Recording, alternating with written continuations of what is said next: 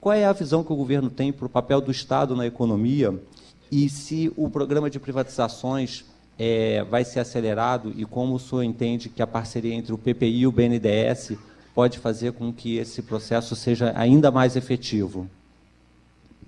Bom dia. A visão de governo para que tenhamos aí um desenvolvimento não só acelerado, um desenvolvimento normal dessa parte de privatizações, ela passa por uma sensação de credibilidade.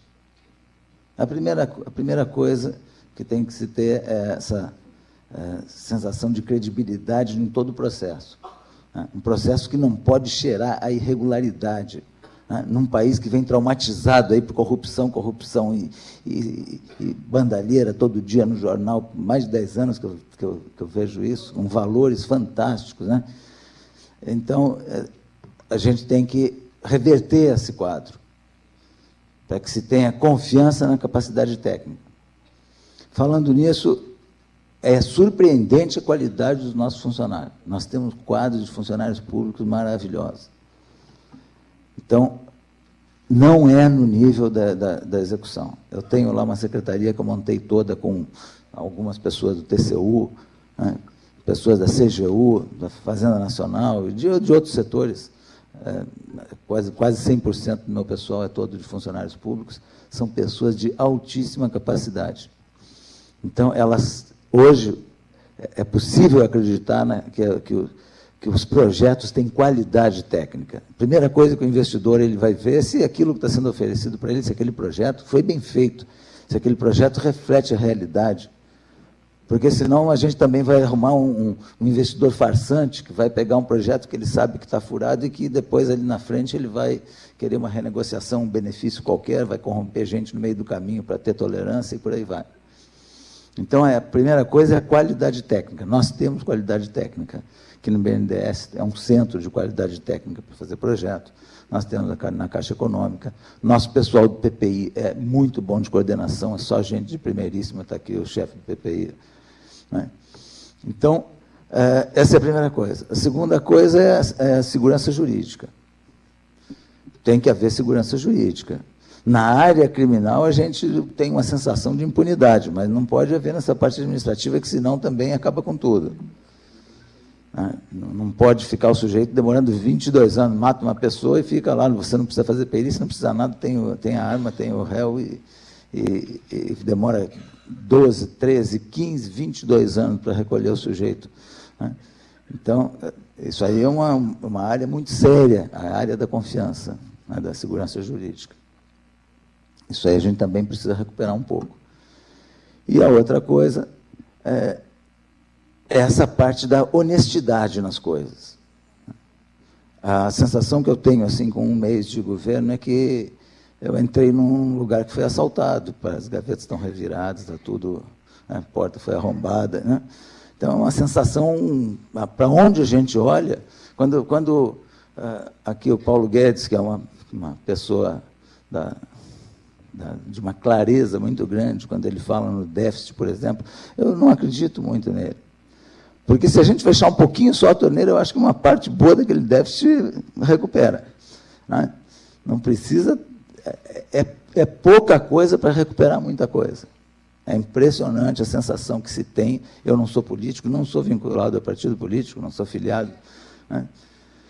Fui escolhido porque sou conhecido do presidente, poderia ser qualquer um dos senhores aqui, não tenho nada de mais na minha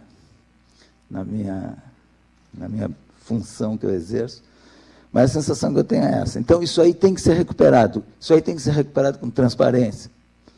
Agora, com responsabilização, tem uma coisa que no Brasil se fala em responsabilidade, mas não se fala em responsabilização. Em inglês tem uma diferença entre... esses dois termos, ela é muito mais definida aqui no Brasil, no nosso idioma. Agora, a gente vê todos os estados quebrados. Né?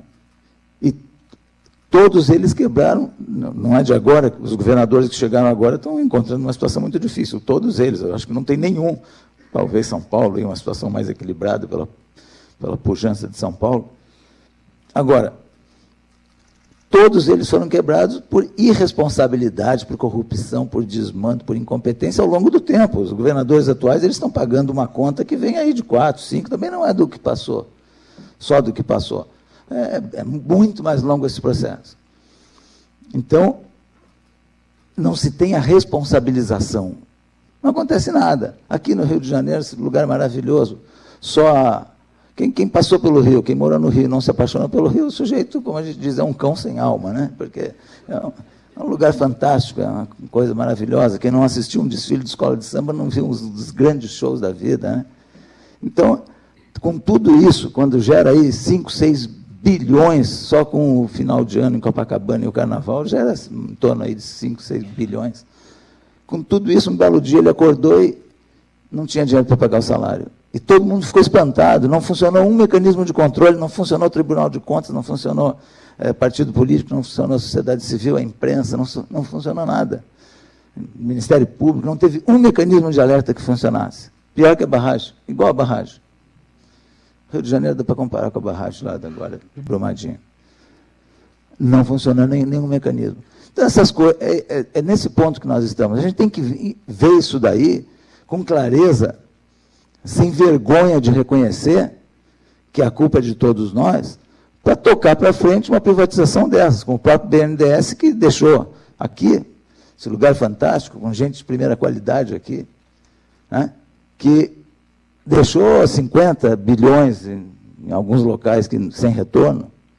Não precisa nem dizer quais são os locais, o Paulo Guedes falou alguns. Imagina 50 bilhões no Nordeste, onde eu tenho costume de ir todo ano para fazer uma caminhada de Fortaleza para lá, para Canindé, e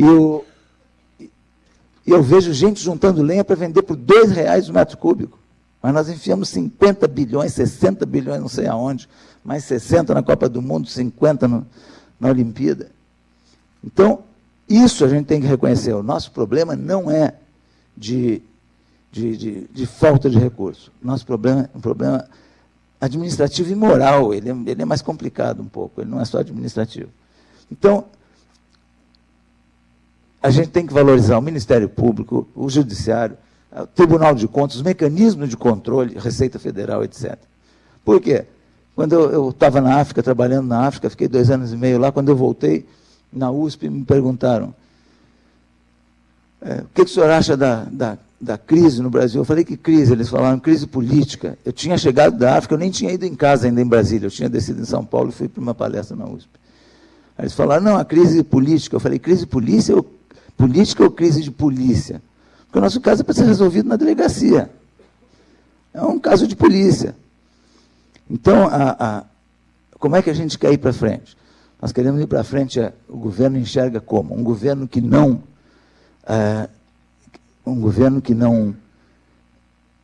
que valoriza a democracia, que nós não estamos vindo de um processo democrático. No processo democrático, a independência de poderes é fundamental. Eu não posso, com o meu dinheiro de poder executivo, comprar o judiciário ou comprar o legislativo, senão eu destruo a democracia. Então, nós estamos vindo de um Estado totalitário. Um governo que realmente se interesse pela qualidade do serviço que é prestado aos seus cidadãos. Um governo que não seja perdulário, que não seja irresponsável. E que tudo isso daí seja muito bem fiscalizado, que tudo seja transparente, todos os contratos têm que ser transparentes, a sociedade tem que saber todos os valores de qualquer tipo de contrato, a imprensa tem que divulgar isso, a imprensa tem que ser investigativa e inquirir, perguntar, e nós temos a obrigação de responder, de informar, porque só com transparência que nós vamos recuperar a nossa credibilidade. Gente boa, nós temos uma quantidade fantástica. Estou encantado com a qualidade dos funcionários que eu encontrei lá. Agora, é a nossa vez de fiscalização, mas fiscalização pública, de publicidade, de transparência nas coisas. É desse jeito que a gente quer favorecer esse desenvolvimento com o nosso pessoal técnico na parte do PPI, com o BNDES que realmente não tenha mais que responda aquelas questões que ainda são perguntadas para o BNDES, mas que olhe para frente, né? E que seja aí um dos esteios do nosso financiamento, dos nossos serviços públicos. Muito obrigado.